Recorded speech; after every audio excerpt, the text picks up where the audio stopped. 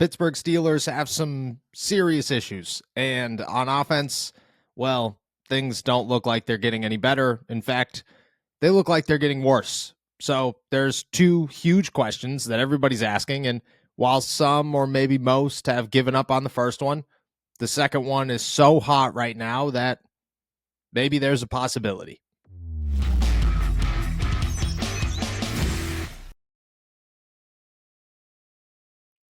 What's going on, everybody? I'm Noah Strackbein. Thank you for jumping on to Steelers to Go, your daily to-go cup of Pittsburgh Steelers news and analysis. Find us on youtube.com/all Steelers talkers. Subscribe anywhere you get your podcast. The Pittsburgh Steelers, they fall to 6-4.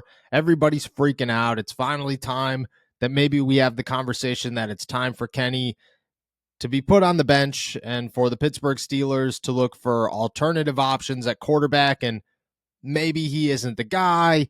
Maybe next season will be different, but you have to bring in competition. These are all the conversations that everyone is having right now, and things are, well, as hot as they could be for the Pittsburgh Steelers quarterback and really the Pittsburgh Steelers offense as a whole. There is plenty of conversation. None of it is positive, and anybody who's trying to sit around and make excuses or reasons as to why Kenny Pickett is struggling or why Matt Canada is or is not a cause for concern, well, you don't really have much to back yourself up. At this point, the Pittsburgh Steelers, in every facet of the game, have struggled offensively. And when they have found some light, Jaylen Warren is the easiest example here, they have almost diminished it entirely. And they've done that with George Pickens. They've done that with Deontay Johnson. They never even gave Pat Freiermuth a chance. And now they've done that with Jaylen Warren. That's just who the Pittsburgh Steelers offense is. And while everyone is starting to, unfortunately, come to a reality that Matt Canada isn't going to be fired in 2023, and again, nobody should ever be sitting around calling for someone's job. That's not a good look, and it's not something anybody would want to happen or should want to happen. Success should always be the answer, but being fired is never fun and never will be fun. But in the NFL, it's a tough business. And the Pittsburgh Steelers, like every other organization, you got to make tough calls. And they have ignored the offensive coordinator call. And people, again, are starting to come to the realization that they're going to continue to ignore the offensive coordinator call for at least the rest of the season. So the next component of this, the next desperate attempt to find some success on offense would be Kenny Pickett and a change at quarterback.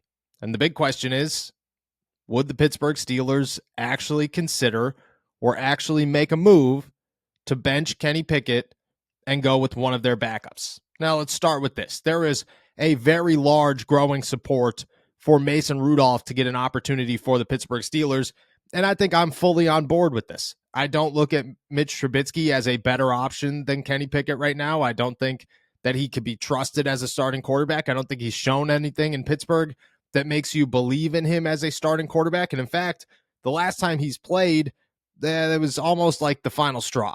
You just watched him throw the football in triple coverage and you go, that's not a guy that's going to lead this team to much success. So Mason Rudolph would be the next best answer. The thing is, the Pittsburgh Steelers are not going to go too deep in their quarterback depth chart and move Mason Rudolph to the starting role unless Mitch Trubisky was already given an opportunity and failed. If that was the case, then maybe Mason gets a shot, but to expect, even if everybody in the fan base wants it to happen, for Mason Rudolph to go from 3-1, maybe not that realistic. But does Mitch have a shot? Will the Pittsburgh Steelers start to look for another option and then go from there, depending on how Mitch Trubisky plays, and another opportunity to start? I think maybe. Right now, my easy answer is no. It's tough to say that Mike Tomlin, who has stuck to his guns and remained loyal, even when there are reports now that say some within the organization have already been questioning his loyalty to Matt Canada. So why wouldn't they question his loyalty to Kenny Pickett? He's his first round quarterback. Mike Tomlin's got a special connection with this kid. He is going to try as hard as he possibly can, as desperately as he possibly can, to make Kenny Pickett work, because that looks good for him. And this is his first round quarterback. It's almost like your own child.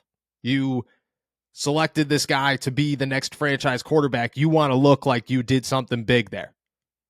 Unfortunately, it's not going to turn out that way. Or at least there's a pretty good looking opportunity or a pretty good chance that it's not going to turn out that way.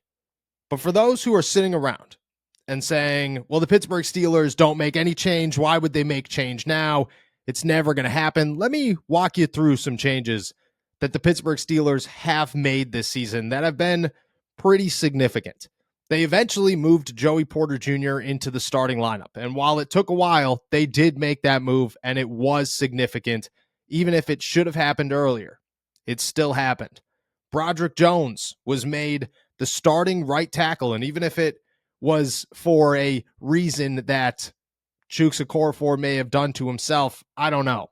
I kind of look at the situation and say, there's a part of me that believes that they wanted to make the move. Chuks opened the door. They made the move. That was it. But that's another pretty significant move. During the offseason, they completely revamped many parts of their defense and went out and got plenty of pieces on both sides of the ball that they feel they needed. And they were pretty significant changes. And then to top it all off, I mean, they said, hey, Matt Canada, you're coming down to the sideline because we, in any desperation that we have left, need to find a groove on offense. You coming to the sideline might be that next option. And they made that move. And yeah, maybe it's only 3, maybe 4 if you count the offseason moves. But those are significant moves to be made in a season. And yeah, the Steelers should have made those maybe in week 1 or during training camp. But they still made them. And they're 6-4, and there's still room to make more adjustments and more changes to help this football team for the better. So, would the Steelers consider benching Kenny Pickett? Yeah, I think that they actually would.